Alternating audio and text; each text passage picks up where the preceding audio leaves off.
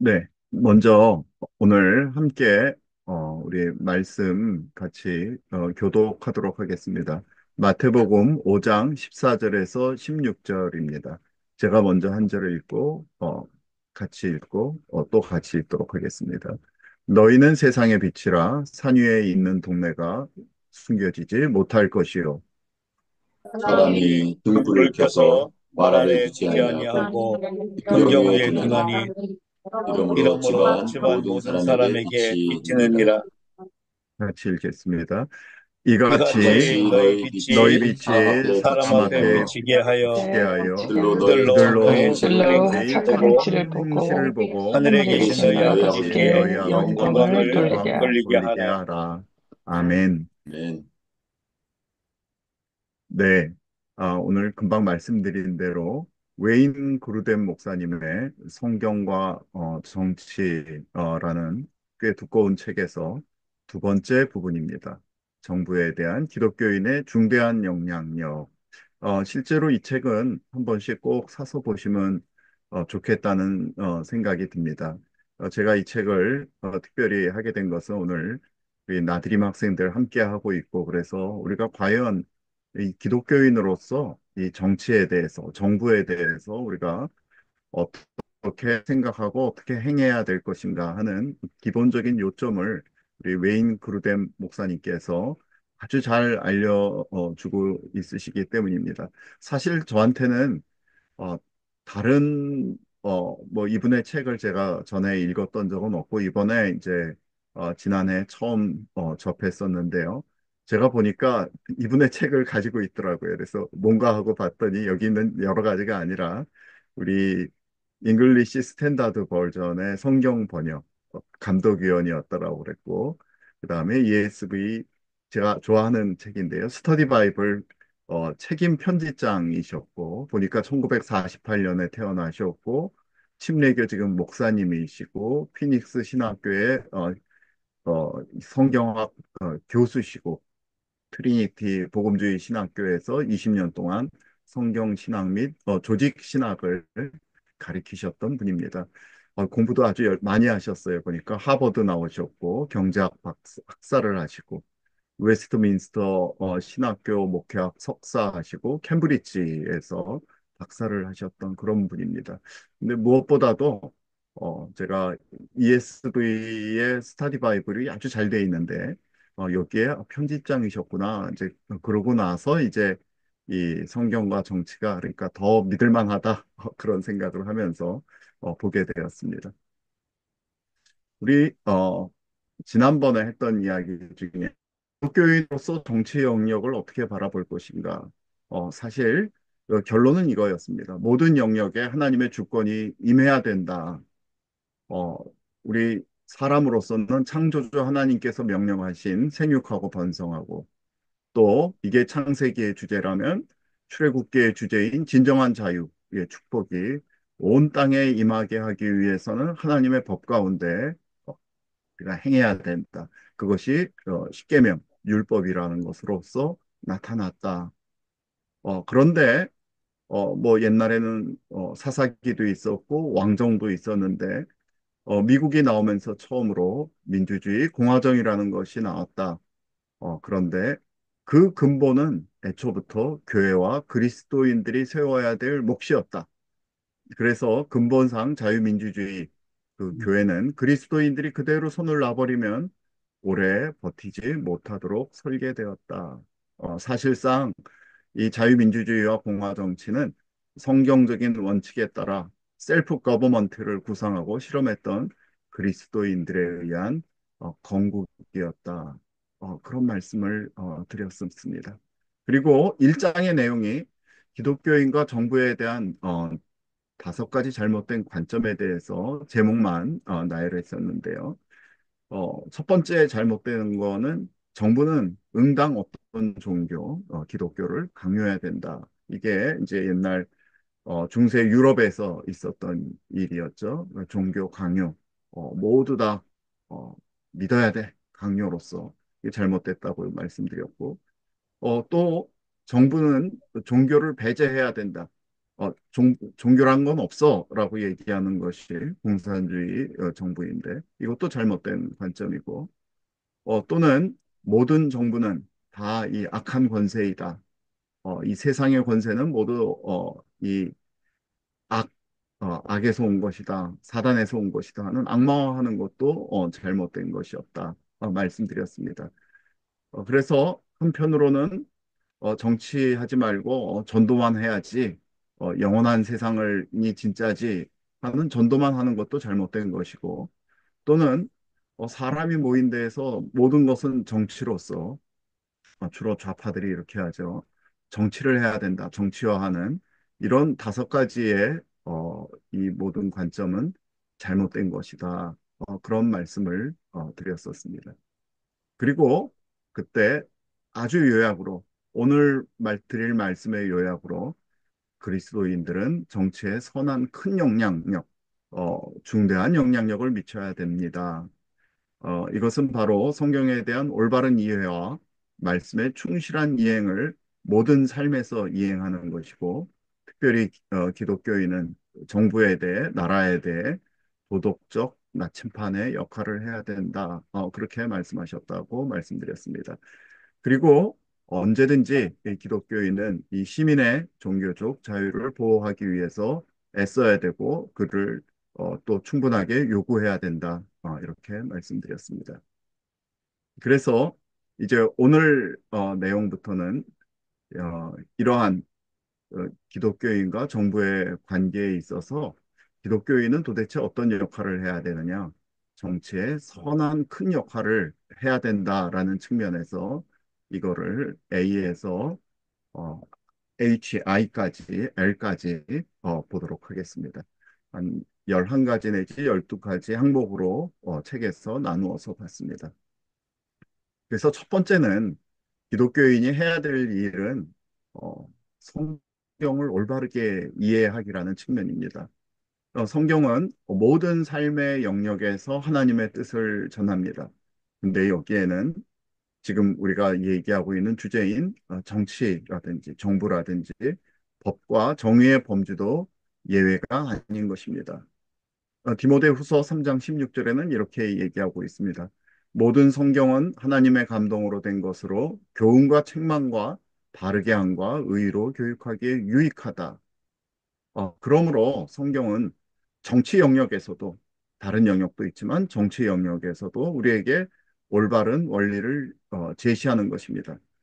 그래서 성경으로부터 비롯된 도덕적인 기준을 우리가 배울 수 있고 그 기준을 정부와 정치에 요구하는 것이죠. 어, 이 웨인 그루뎀 목사님의 책에서는 시민 정부라는 말을 계속 쓰고 있습니다. 이 얘기는 일반 왕정이 아닌 우리 공화정, 그 시민들의 정직한 투표에 의해서 만들어진 이 국가 정부의 설립 목적은 악을 제지하는 것이고 선을 증진하는 것이다. 이것이 바로 성경에서 나오는 뜻이다. 이렇게 말하고 있습니다. 그런데 우리 일반 기독교인이 알아야 될 것은 교회의 치리와 정부의 치리를 구별하는 것입니다. 즉, 가해사의 것은 가해사에게, 하나님의 것은 하나님께 드리라는 예수님의 말씀에 따라 두 가지 기관을 우리에게 우리의 선을 위해 우리의 복리를 위해 행복을 위해 주셨다. 그렇게 우리 기독교인들은 믿는 것입니다. 그래서 말씀드린 대로 정치, 사회, 가정, 경제 모든 부분에 성경적 원리를 적용할 수 있지만은 우리가 기독교인이라고 해서 똑같이 항상 같은 문제에 대해서 같은 의견이 있는 것이 아닙니다. 언제 전쟁을 해야 될 것인지, 뭐 사용제를 그대로 둬야 될 것인지, 아니면은 폐지시켜야 될 것인지, 아니면 빈곤한 사람들에 대해서 우리 정부는 어떤 태도를 취할 것인지에 대해서는 각각 개별적인 논쟁점과 논의점이 있는 것입니다. 근데 중요한 것은 이 모든 것은 첫 번째, 마음을 다하고 목숨을 다하고 뜻을 다해서 주 너의 하나님을 사랑하라라는 계명.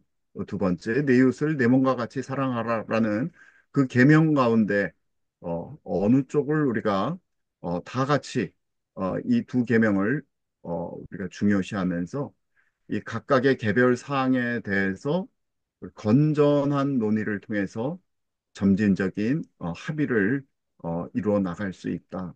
그렇게 말하고 있습니다. 그러니까 이 성경에서는 이자를 받지 말라 했는데 그렇다면 우리 시스템에서 지금 이게 가능한 일인가? 우리 은행에서 대출 받고 하는 이것은 어떤 것인가? 또 낙태는 우리가 어떻게 해야 될 것인가?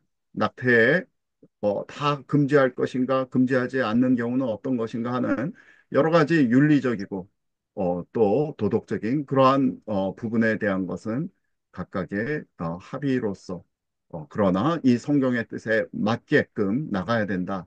지금 그렇게 이야기하고 있는 것입니다. 그래서 성경을 근거로 상호 간에 찬반을 주장하는 것 얼마든지 할 수 있다. 건강한 대화를 통해서 중요한 문제를 우리가 감추는 것이 아니라 논의를 피하는 것이 아니라 더 깊이 이해해야 한다. 어, 이 얘기는 나오고 있지 않지만 제가 성경의 구약으로부터 신약에까지 가장 중요한 이 원칙은 헤세드, 우리 자비, 사랑이라고 얘기할 수도 있겠죠. 베헤메트, 우리 트루스, 우리 그, 이 진리, 헤세드와 베헤메트의 이 진리 가운데 있다. 이것이 우리 이 법계, 증거계에서 나타나 말씀하시는 하나님의 이 음성이라고 하는 이 시각적으로 또는 이 형상학적으로 보여주시는 이 부분에 있지 않을까 저는 늘 생각합니다. 이 안에는 우리 법계, 그러니까 이 법계인데 이 안에는 십계명이 있죠. 우리 법에 의한 통치입니다. 그러나 하나님께서는 어디서 말씀하시느냐? 시은 좌, 은혜를 베푸시는 이 좌에서 이 그룹 천사들 사이에서 말씀하시겠다. 어려운 문제가 있을 때 여기서 말씀하시고 명령하셨습니다. 그래서 이 정신, 이 구약으로부터 이 예수님에 이르기까지 일관적으로 흐르는 이 성경의 헤세드, 자비와 진리의 정신 가운데 또는 자비와 법의 정신 가운데 우리가 성경을 올바르게 이해할 수 있지 않을까 그렇게 생각합니다. 그런데 문제는 우리 기독교인이라고 해서 항상 올곧은 시각을 갖는 게 아니라 자유주의적인 그 왜곡이 많다는 것입니다. 실제로 이런 것이 18세기, 19세기부터 오기 시작해서 뭐 여러 가지 뭐 편집 비평이라든지 뭐 문자적인 비평이라든지 사적 비평이라든지 여러 가지 뭐 죄의 문서 무슨 문서 하면서 이 이 인본학적인 성경 비평이 이 기독교계, 신학교에 들어오게 되면서 이제 흐려지게 된 것이죠. 이런 것은 성경을 올바르게 해석하기 위한 좋은 지침이 되지 못하는 것입니다. 즉, 자유주의 신학 관점이라는 것은 성경이 신성한 권위가 있고 라고 신뢰할 수 있는 하나님의 말씀이 아니라 여러 각종 오류와 모순이 있는 인간의 기록으로 구성되어 있다는 그런 관점입니다. 그래서 성경을 그대로 가르치는 사람들을 결국 조롱하게 되고 성경은 전혀 따라갈 수 없는 가르침이다. 옛날 것이다. 구식이다. 그렇게 만들게 되는 그러한 관점을 우리가 자유주의적인 성경 비평이다. 그렇게 말씀드릴 수 있겠습니다. 전에 1998년에 영국 작가 윌슨이라는 사람이 이러한 뉴욕 타임스에 이러한 거를 기록했습니다. 기고문을 냈습니다. 사라져 없어진 시대의 윤리와 행동 패턴을 재창조하려는 시도는 바람직하지 않을 뿐만 아니라 비실용적이다. 그래서 너희 지금 남침례교는 바울이 빌몬에게 보낸 서신에서 그랬듯이 노예제를 용인하는가? 여기 노예제를 용인하는 것처럼 보이죠. 빌레몬서에서는. 그때 사실 노예제가 있었으니까. 그리고 남침례교는 여기 지금 미국의 최대 교단이기 때문에 남침례교라는 것을 이제 계속 이야기하고 있습니다. 이 사람은. 최초의 기독교인들이 그랬듯이 모든 재산을 한데 모으고 공동으로 소유하는가? 이자 부과하는 것을 비난하는가? 그러면 뭐 주식시장, 연금저축, 은행계좌는 어떤 것인가? 그리고 얼마나 많은 기독교 근본주의자들은 유대인의 식사법, 코셔법을 지키고 있는가? 그다음에 가늠한 여자를 돌로 치는 것을 찬성하는 사람은 몇이나 되나? 그런데 이런 것들은 모두 성경적 도덕성의 일부이다. 바울은 추종자들에게 결혼하지 말라고 충고했는데 이거는 참 가정생활의 일관적으로 적대적이었다. 함께 살고 함께 나누고 그러니 가정생활 할 수 있겠나? 이제 이렇게 이야기하는 것입니다. 그래서 이 사람의 결론은 이것입니다. 참된 성경적 믿음은 성경이 우리들의 문제에 해답을 가지고 있는 책이 아니라는 것을 인정한다. 이 엉뚱한 얘기를 하는 거죠. 결국 성경에 순종할 수 없다는 결론을 유도하는 것입니다. 고의적인 왜곡, 악의적인 편집으로 가득한 글이죠. 그런데 이런 거를 이렇게 해놓으면 이게 멋있다. 그렇게 생각하는 신학생들, 신학자들이 많은 것이 참 안타까운 것입니다. 그래서 우리가 중요한 것은 성경의 전체 문맥을 올바르게 해석해서 성경의 진리를 지켜가는 것입니다. 신성한 권위를 인정하는 것입니다. 주님의 신성한 이 성호를 우리가 존중하는 것입니다. 하나님의 도덕법은 실상 시대와 문화를 초월한 진리입니다. 우리가 우리 스스로의 부족함을 알지만은 매일 성경을 따르려고 노력하는 것은 전혀 불가능한 것이 아닌 것입니다. 따라서 이 정치에 대한, 즉 시민 정부에 대한 성경의 가르침도 마찬가지인 것입니다. 세 번째로 기독교인의 중대한 영향력에 대한 성경적인 근거를 말하고 있습니다.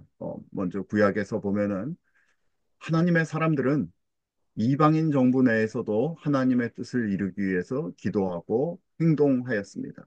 그리고 그 하나님의 말씀 가운데 있는 도덕적 기준을 요구했습니다. 왜냐하면 성경의 하나님은 유대인의 하나님뿐만이 아니라 모든 민족과 모든 나라의 하나님이신 창조주이고 심판주이시기 때문입니다. 다니엘은 그 당시 대제국의 왕 밑에서 총리를 했는데 느부갓네살 왕에게 이렇게 직접 얘기합니다. 내가 아뢰는 것을 받으시고 내가 말하는 거 들으세요. 공의를 행함으로 죄를 사하시고 지금 공의를 행하지 않고 계시지 않고 있습니까? 공의를 행하십시오. 그래서 그 죄를 용서받으십시오. 가난한 자를 긍휼히 여김으로 그 좋은 선정을 베푸셔야 됩니다. 그래서 죄악을 사하십시오. 이렇게 직접적으로 이야기하는 것을 볼 수 있습니다. 그 이전에 활동했던 예레미야 선지자는 그 유대인들에게 뭐라고 얘기했느냐? 너희가 잡혀갈 그 성읍 바벨론의 평안을 위해 구하라. 그를 위해서 그 평안을 위해서 주님께 기도하라. 이러니 어마어마하게 미워했죠. 그렇지만 예레미야, 다니엘, 모르드게, 에스더, 느헤미야와 같은 모든 선지자들, 이 하나님의 사람들은 이 이방인 정부에 있든지 아니면 망해가는 유대 왕국의 왕정 가운데 있든지 이 모든 부분에서 하나님의 뜻을 가장 어, 이 앞에 내세우고 그것 때문에 고난받는 것을 두려워하지 않았다. 그것을 보여주고 있습니다. 우리 신약에서는 그리스도인은 너희는 세상의 빛과 소금이다. 그렇게 이야기하고 있죠. 오늘 마태복음 저희가 읽었는데 선한 행실로 세상에 영향력을 발휘하라. 너희 착한 행실을 보고 하늘에 계신 너희 아버지께 영광을 돌리게 하라. 이렇게 말씀하고 있습니다. 그래서 이 모든 것 우리 특별히 세례 요한은 헤롯 안티파스가 자기 그 형제의 아내를 취한 것을 마구 꾸짖었죠. 그래서 그가 굉장히 두려워했던 것을 우리가 볼 수 있습니다. 사도 바울 또한 가이사라 이방인의 감옥에서조차도 로마 총독 벨릭스에게 의가 무엇인지, 절제가 무엇인지, 장차 오는 심판이 무엇인지 강의했다. 그래서 벨리스가 매우 두려워했다는 그 이야기를 우리가 볼 수 있는데요. 그래서 그리스도인들은 마땅히 사람들이 걸어가야 할 도덕적인 기준과 길을 제시해야 된다. 그렇게 말하고, 즉, 그래서 정부, 이 국가는 하나님께서 사람들의 의를 위해서 세운 기관이다. 그렇게 말씀하고 있으므로 기독교인은 응당 정부의 정의를 요구해야 되는 것입니다. 기독교인은 정치인들에게 응당 정의를 요구해야 되는 것입니다. 이 하나님의 법이 이 통치하지 않을 단 한 뼘의 땅도 없는 것입니다. 그래서 로마서 13장 베드로전서 2장에서는 이 우리가 어떤 사람들인지 우리는 왕 같은 제사장들이다 거룩한 나라다 그의 소유가 된 백성이기 때문에 그분의 이 아름다운 덕을 이 땅에 선포하는 사람들입니다. 그리고 이 모든 정부들, 권세들은 선을 장려하고 악을 제어하기 위해서 이 하나님께로부터 난 것이기 때문에 우리가 그들을 위해서 기도해야 된다. 또 정의를 요구해야 된다. 그렇게 말씀하고 있습니다. 오늘날 우리는 우리의 통치 권력을 정부, 정치인들에게 위임하는 것이죠. 그래서 투표를 통해서 통치에 참여하게 되는 것입니다. 그래서 우리가 이 통치에 참여하기 위해서는 이 대선을 앞두고 선거를 앞두고 하나님의 선을 실행하는 사람이 누구인가? 하나님의 공의를 행하는 권력, 즉 당이 어디인지 반드시 판별해야 되는 것입니다. 그리고 마땅히 공정하고 정직하고 검증 가능한 선거 시스템을 이 땅에서 마련해야 되는 것입니다. 이것이 지금 우리 관건이죠. 이것이 안 되기 때문에 지금 악한 자들이 우리의 시스템, 이 잘못된 시스템을 통해서 악한 권력을 휘두르고 있는 것입니다. 따라서 이 마땅히 그리스도인들이라면은 어떤 당이, 어떤 개인이 하나님의 선한 목적을 실행하는가, 그 사람이 그리스도인지 아니든지 이 얘기 또 나오지만 도덕적인 기준으로 판별해야 되는 것입니다. 따라서 우리 교회에서는 마땅히 정부와 정치의 특정 정책에 대한 가르침도 포함해야 하는 것입니다. 그러면 기독교인들이 이런 세속 정부의 영향을 미친 역사적 사례가 있는가? 예, 매우 많습니다. 기독교는 대대로 악습을 개혁해 왔습니다. 역사 전반에 거들쳐서 이 기독교인들, 그리스도인들은 나라로 하여금, 정부로 하여금 개인의 인권과 자유, 종교의 자유, 법 앞에 평등, 정교 분리 등을 가능하게 하였습니다.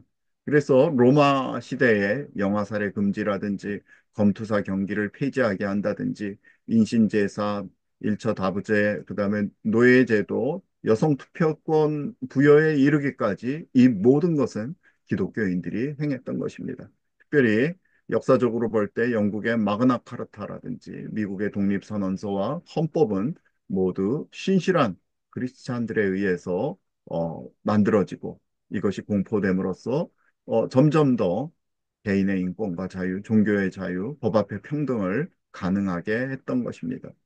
우리 복음의 능력은 이 바로 문화와 사회의 변혁의 근본 힘이 됩니다. 주여 하나님. 이 평양 대부흥이 있었던 그 당시와 또 1948년 이후, 즉 기독교 말살 이후에 북한의 변화를 보면 너무나 극명한 것입니다. 1907년 평양 대부흥 후에는 우리 주일이면은 일요일이면 모든 상가들이 철시했고 많은 이들이 대부분이 교회에 가서 하나님의 말씀을 듣고자 애쓰면서 그 평양 기생으로 유명했던 환락의 도시가 거룩한 도시로 변했던 거에 비해 기독교 말살 이후에는 북한이 어떤 길을 걷게 됐는지는 여러분들이 잘 알고 계신 바입니다. 그래서 이 기독교 세계관은 법치, 인권, 민주주의의 기초가 되었습니다.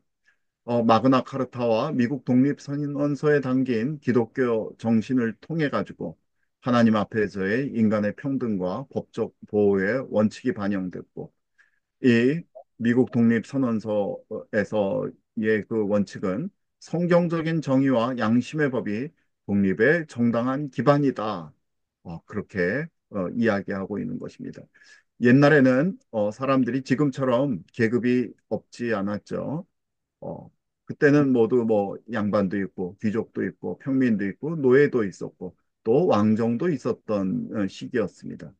그러한 시기에서 이 왕정 신분의 차이가 있는 것은 당연하다라고 생각했던 그런 시절에 모든 인간은 하나님의 형상으로 창조되었기 때문에 하나님 앞에서 모두 존귀하고 평등하다 하는 이 기독교 정신은 그 시대를 부수고 나오고 새로운 시대를 만드는 가장 큰 이 원천이 되었던 것입니다.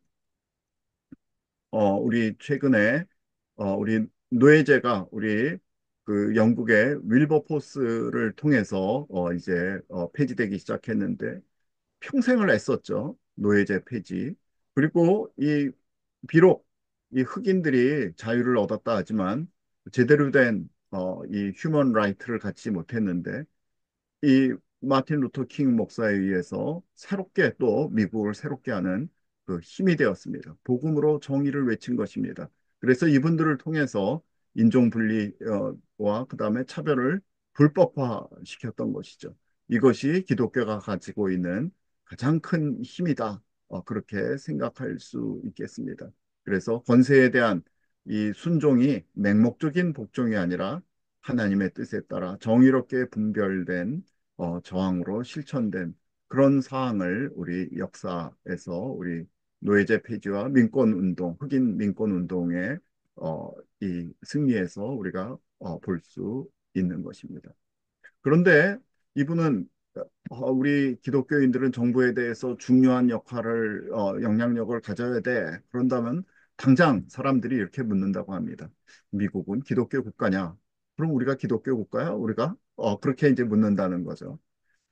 미국 건국 기초가 기독교 정신이라는 것은 누구도 부인할 수 없는 사실이다. 이제 그렇게 말씀하시면서 독립선언, 이 건국의 모든 권리 개념, 이런 것들은 성경에 뿌리가 있다.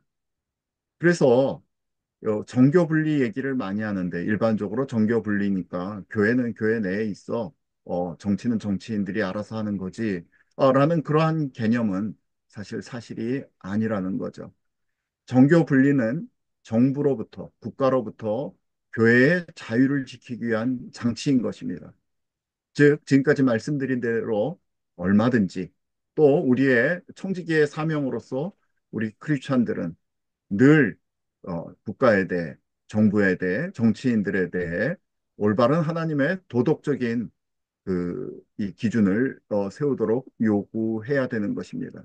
정교 분리라 하는 것은 즉 국가 권력이 교회의 자유를 억압할 수 없다. 예배의 자유, 신앙의 자유를 억압할 수 없다라고 보장한 것을 거꾸로 지금 잘못 이야기하고 잘못 이해하고 있는 것이죠. 즉 정치 배제가 아니다. 이렇게 다시 설명합니다. 그리고 기독교 국가란 그럼 뭔데? 라고 미국을 사실 쭉 예를 들었는데 우리도 같이 한국에 대해서 생각해 볼 수 있겠죠. 기독교의 가르침은 미국 건국에 영향을 미친 주된 종교 체계였는가? 그렇다. 이런 측면에서 보면 미국은 기독교 국가지. 그리고 미국을 세운 국부들 대부분은 기독교인들이었는가? 그렇다. 또 기독교는 미국에서 가장 큰 종교인가? 그렇다. 기독교 신앙은 여전히 많은 가치들, 개인 존중, 개인 권리 보호, 자유에 대한 존중, 노력에 대한 가치, 강력한 국방의 필요성, 가난하고 약한 사람들을 돌보는 관대함이라든지 다른 나라에 도움을 주는 가치, 법치 존중 같은 지적 배경을 제공하는가? 그렇다. 어, 그리고 기독교 국가임을 확인하는 대법원의 비슷한 판결이 있었는가? 그렇긴 하다. 그렇다면 대다수 현재 사람들이 성경을 믿고 복음을 믿고 거듭난 기독교인인가? 라는 질문에는 그렇지 않은 것 같은데 대략 22%가 복음적 크리스천이다. 그렇게 말하고 있습니다. 그러면 기독교 가치에 대한 믿음은 오늘날 미국 정부와 언론 및 대학이 옹호하는 지배적인 관점인가? 전혀 그렇지 않다. 그렇게 지금 말씀하고 있는 거죠. 뭐 지금 트럼프 정부가 와서 기독교 무너진 가치를 세우려고 하지만 많은 부분이 아직도 특별히 대학은 완전히 반기독교의 가치로의 그 핵심이 되는 것을 우리가 잘 알 수 있습니다. 그래서 기독교 국가라는 것을 정의하기가 쉽지는 않지만 이 미국의 건국서부터 그 가치 체계에 이르기까지 많은 부분은 한국, 이 대한민국도 동일한 가치를 가지고 있고 또 동일한 문제를 또 오늘날 가지고 있는 것을 알 수가 있습니다. 미국은 이 기독교를 국교로 정하지 않았죠. 유럽은 정한 나라들이 많이 있습니다. 결코 그렇지 않죠. 한국도 마찬가지입니다. 지금 현재 우리 기독교 교육을 한다 그러면 제대로 정부로부터 지원을 받을 수가 없죠. 많은 공교육 분야에서. 그래서 이게 우리가 기독교인들이 어떻게 슈루드하게 이 모든 분야에 하나님의 통치가 미치게 할까 하는 거는 우리에게 참 영원한 과제이고 영원히 또 노력해야 될 부분이 아닌가 그렇게 생각됩니다. 구약의 율법을 어떻게 볼 것인가? 그러니까 신정 통치라는 거죠. 우리 홀리웨이브에서 이 사람들은 이 완전 극우파야. 그렇게 얘기하는 것을 많이 볼 수 있는데 저희가 과연 이런 신정론, 기독교, 재건주의, 크리스천, 리컨스트럭셔니즘, 주권주의라고 하는 즉 이스라엘에게 주신 구약의 모든 율법을 오늘날의 근대 국가의 민법의 모본이 되게 해야 된다. 이런 주장을 우리가 하는 것인가? 전혀 그렇지 않은 것이죠. 그러면 이 성경에 나온 대로 신성모독과 간음과 동성애 행위 등은 완전히 사형을 집행하는 데 포함시켜야 된다. 지금 이분들은 그렇게 얘기하는 것입니다. 그런데 사실은 이분들은 이스라엘의 율법이 성경 전체 역사에서 갖는 독특한 위치를 오해하고 있는 것입니다. 예수님께서 아까 드렸듯이 가이사의 것은 가이사에게 하나님 것은 하나님께 바치라라는 그 말씀, 이 두 기관을 사실 이 땅의 공의를 위해서 주신 것을 예, 우리가 잘 전체적으로 파악하고 교회의 영역, 국가의 영역을 구별해 가면서 이 모든 영역 가운데 하나님의 뜻이 이루어지게 하는 것이 우리가 할 일인 것입니다. 즉 예수님의 가르침에 따라 율법 정신을 새롭게 모든 도덕적인 면을 새롭게 적용해서 나가야 된다. 우리 웨인 그루덴 목사님 이렇게 말씀하고 있습니다. 하지만 구약의 보편적인 도덕법은 현재에도 유효한 것입니다. 살인하지 말라, 도둑질하지 말라는 법은 여전히 법의 정의와 기초가 되는 것이죠. 그러므로 법 제정 시에는 자신들의 어떤 이익을 위해서 제정하는 그런 것이 아니라 성경의 도덕적 원리가 반드시 반영되도록 그렇게 법이 제정되어야 된다. 그렇게 말씀하고 있습니다. 또 구체적인 문제인데 기독교인은 기독교인 후보에게만 투표해야 할까? 우리 지난번 윤 대통령이 뭐 점을 보는 사람이다, 뭐 무속에 완전히 빠졌다, 그런 말이 굉장히 많았었죠.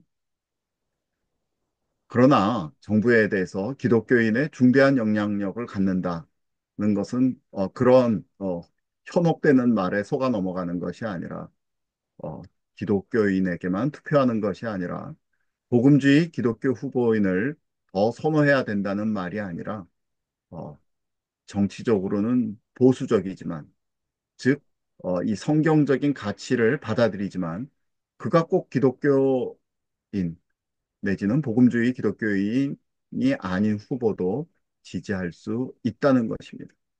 즉 그의 정책과 도덕성을 판단해야 하는 것입니다.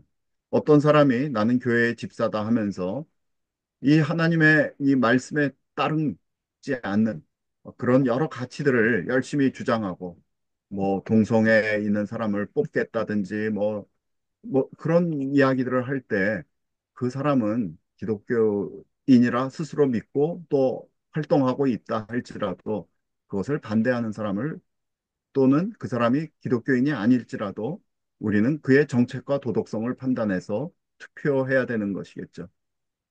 하나님께서는 이스라엘 유대인만 사용하는 것이 아니라 역사적으로 보면 다 이 기독교인이 아니고 이방인들이었던 애굽왕 바로라든지 바벨론 왕 느부갓네살, 다리오, 아하수에를 사용하시는 분이심을 우리가 알 수가 있습니다. 우리는 누구를 더 신뢰하겠습니까? 정직한 비신자를 신뢰하겠습니까? 이건 기독교인으로 참 슬픈 말이긴 하지만 위선적이고 거짓말하는 신자를 신뢰하실 수 있겠습니까? 이러한 부분인 것입니다. 그래서 이 정치 참여는 특별히 이런 이 혼란이 난무하고 이 완전히 이전 투구의 이런 싸움에 우리가 과연 관심을 가져야 될까? 그것이 아닙니다.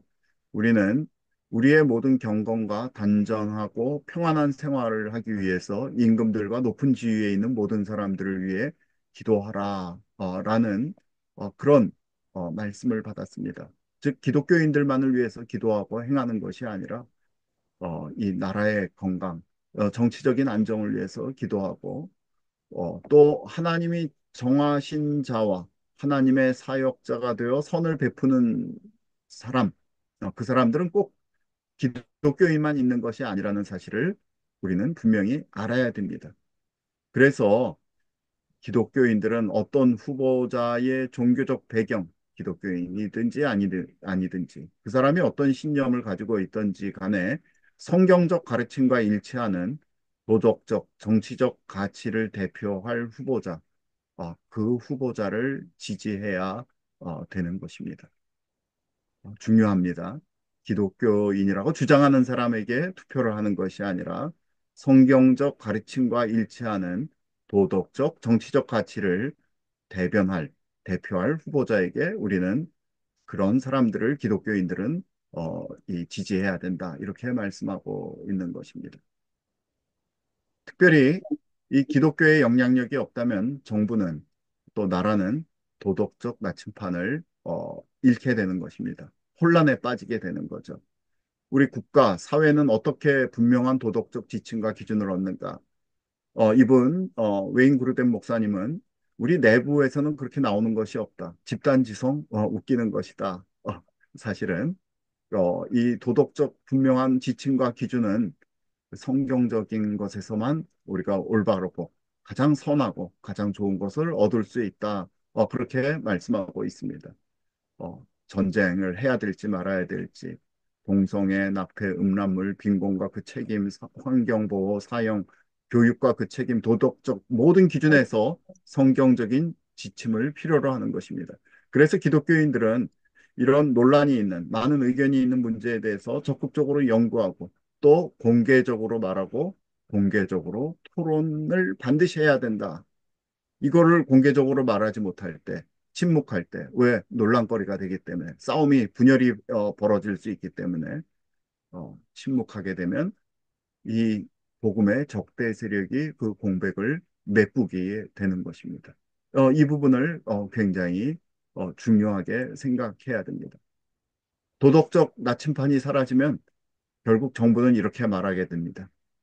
이 동성애 혐오적이고 여성 혐오적이며 억압적이고 두려움을 조장하고 불관용적이고 궁극주의적이며 증오를 조작하는 기독교는 우리들의 삶과 학교와 대학 캠퍼스에서 그리고 라디오와 TV 방송국과 정부기관에서 떠나라.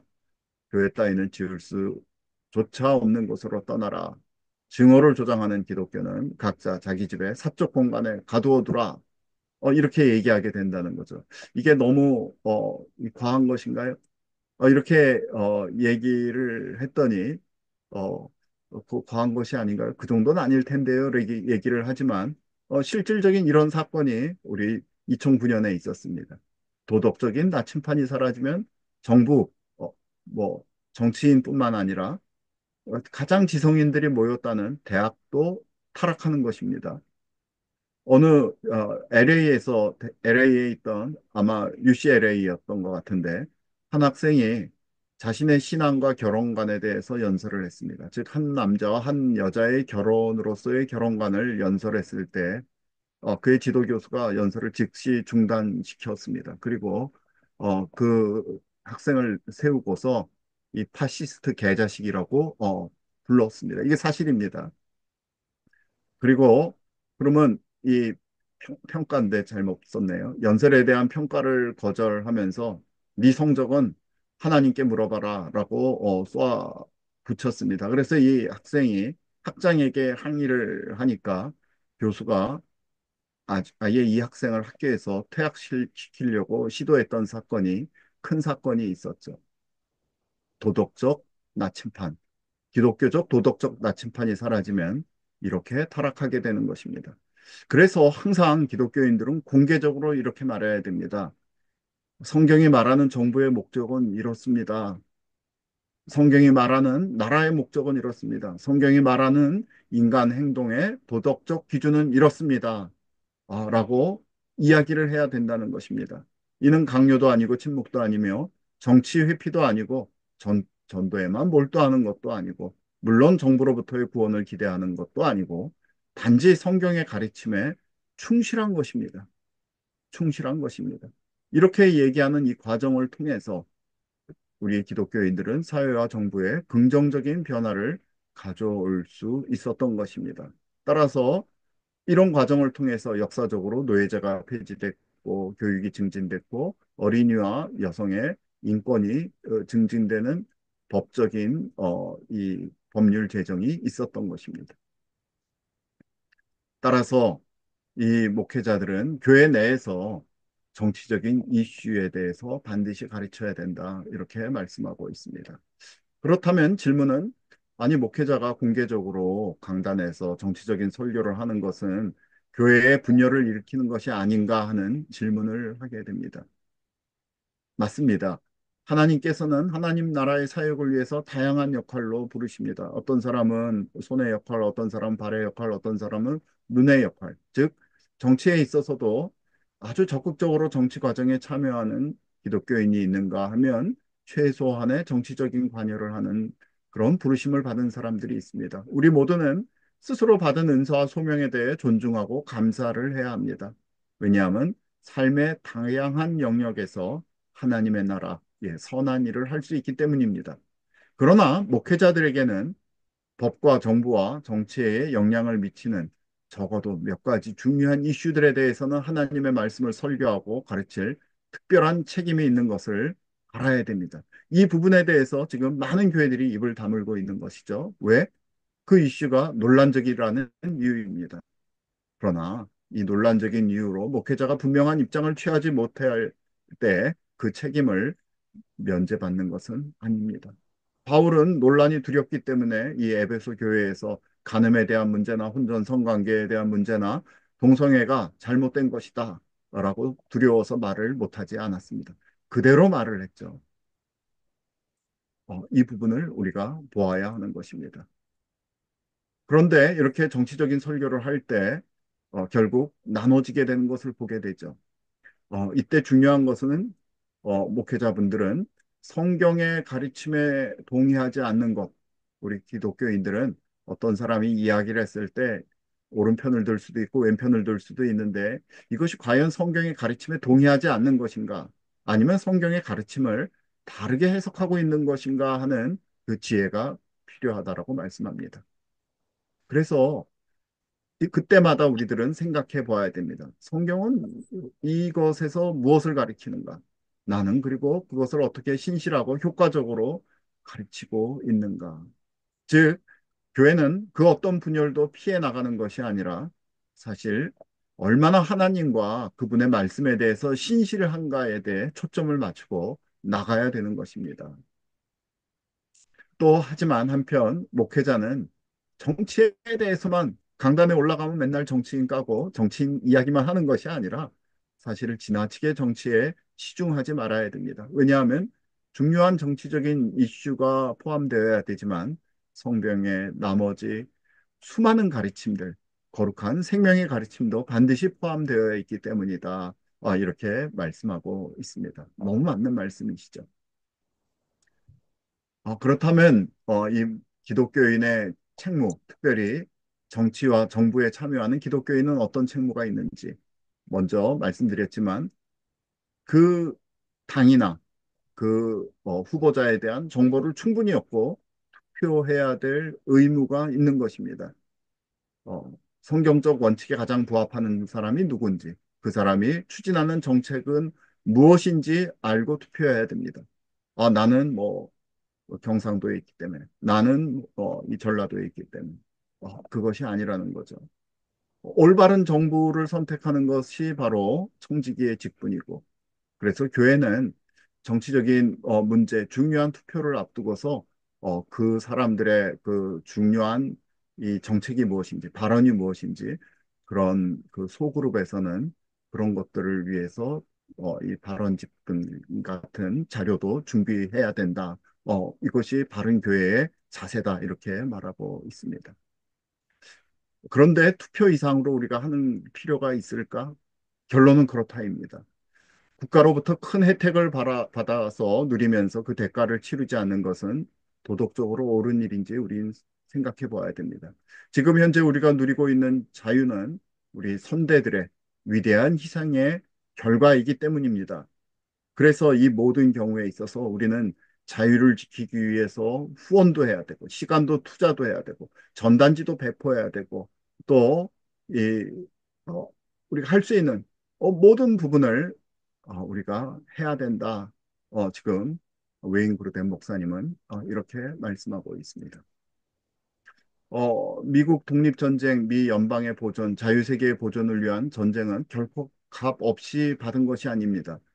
미국 독립전쟁은 이분이 4,500명이라고 해놨는데 제가 너무 작은 것 같아서 들어가 봤더니 한 2만 5천 명 정도 된다라고 그래요.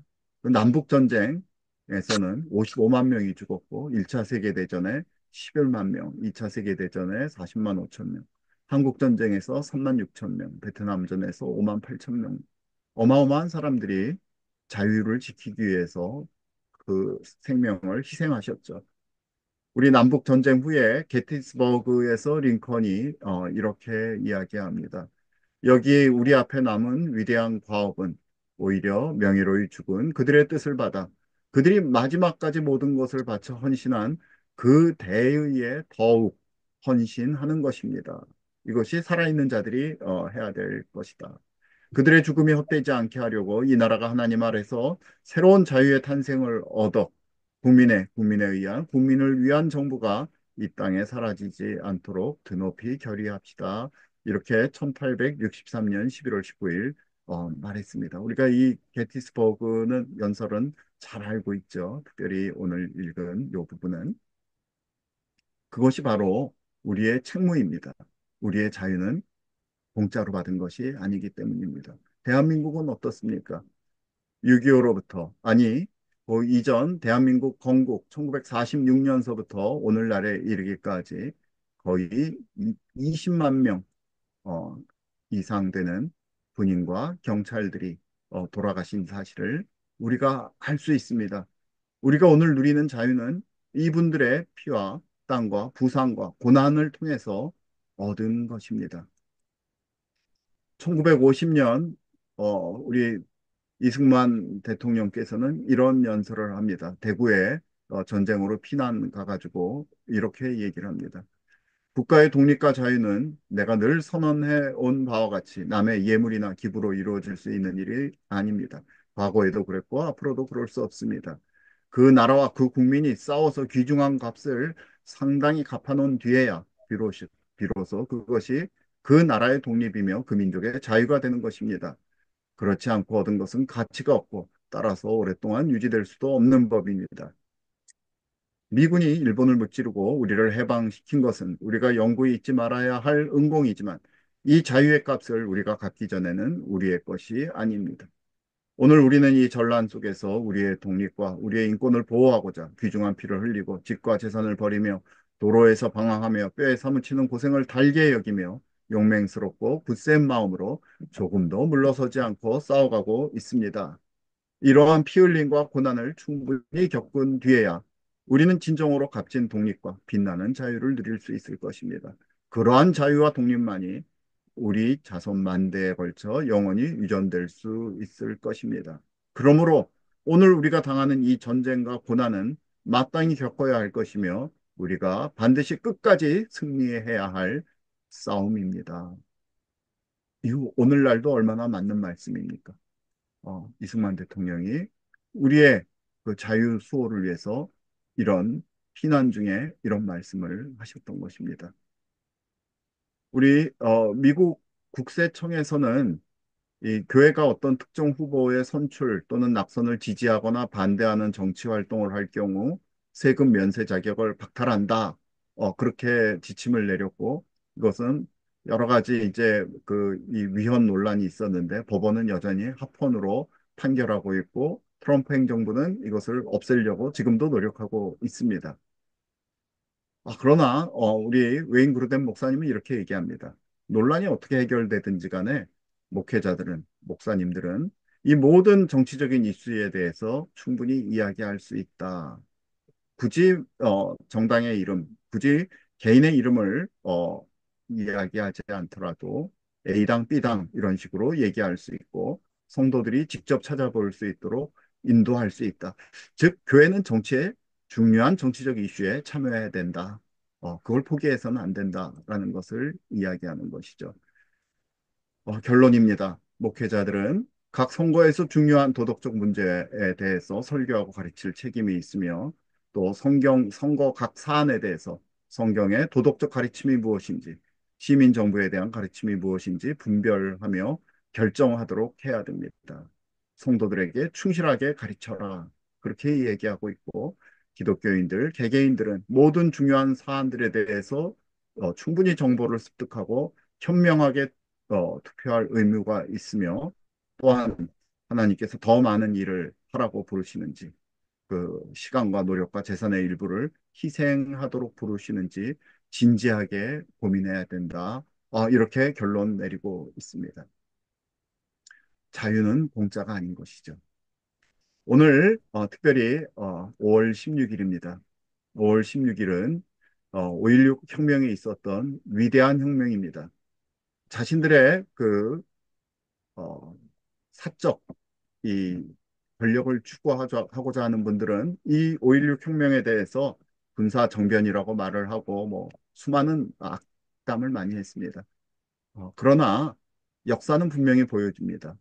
5.16 혁명은 국민의 삶을 구하고 기적의 시대를 연 출발점이었습니다.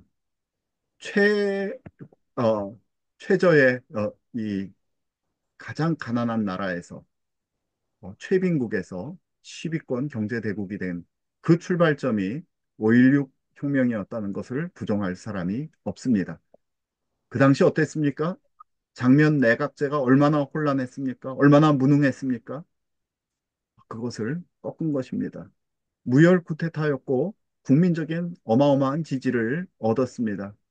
국가를 살린 결단이라는 그 다른 나라들을 역사적인 평가가 있습니다. 그래서 우리 박정희 대통령은 이 군사 독재 이전, 그렇게 불리기 전에 실상은 산업화 건설자이며 또 이 나라를 새롭게 이승만 대통령에 이어 산업화로 진정한 민주화로 이제 이끌고 가신 분이다. 그렇게 평가할 수 있겠습니다. 새마을 운동이라든지 포항제철, 경부고속도로, 교육혁신, 한글 타자기 수많은 오늘날의 한국을 가져오게 한 초석이 되는 정책들을 펼쳤죠. 국민도 이 5.16 혁명으로 뭐 압박을 받았다기보다는 희망을 보았다라는 그러한 증언이 다수입니다. 특별히 오늘 진정 이 하나님의 나라를 어떻게 이 땅 가운데 오게 할 것인가 하는 그 문제에 있어서 어, 이 꼭 기독교인이 아니더라도 하나님의 뜻을 행하는 자, 어, 하나님의 공의를 도덕적인 그 공의를 이 땅에 행하는 자들을 우리가 꼭 선택해야 된다. 라는 주제, 그 주제에 맞는 또 역사적인 사건 또 오늘 기념날이어서 오늘 박정희 대통령 잠시 소개하였습니다. 시간이 거의 다 갔네요. 우리 기도함으로 이 시간 마치도록 하겠습니다. 하나님 아버지 감사합니다. 오늘 특별히 웨인 그루뎀 목사님의 이 책을 통해서 저희가 이 정치, 국가의 기독교인들로서 어떻게 참여하고 어떻게 생각해야 되는지 나눠보는 시간 가졌습니다. 아버지께서 지혜와 또 명철, 이 성령의 은혜를 허락하여 주셔서 우리가 진정 이 땅 가운데 하나님의 공의를 가져오는 자로서의 사명을 잘 감당할 수 있도록 은혜를 허락하여 주시옵소서. 이 나라가 주님의 공의 가운데 설 수 있도록 은혜를 허락하여 주시옵소서. 감사드리며 예수님 이름으로 기도했습니다. 아멘.